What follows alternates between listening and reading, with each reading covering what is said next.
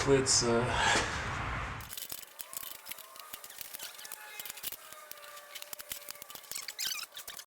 right.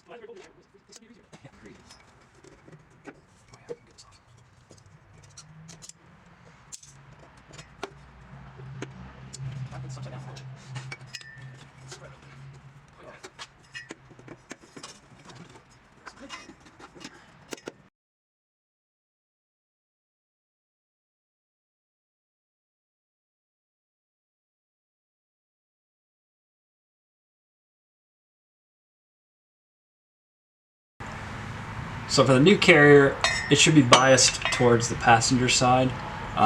Ignore the text that says front if you get one from the first batch. Just make sure that you're got it biased towards the passenger side, or else your drive shaft's not going to be in alignment.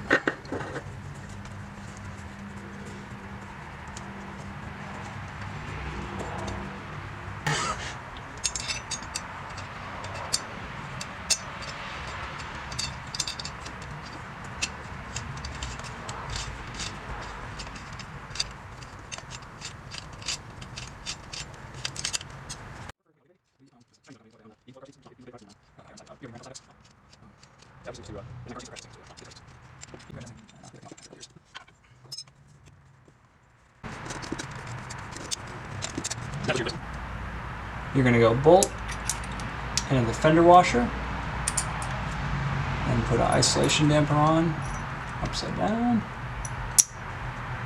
It's going to go up through the carrier. Have the damper on from the top. Squish that down. And then the small washer goes on top.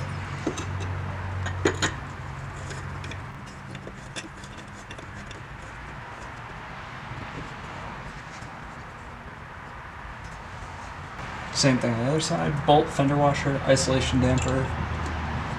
Up through it, isolation damper, and the washer on top.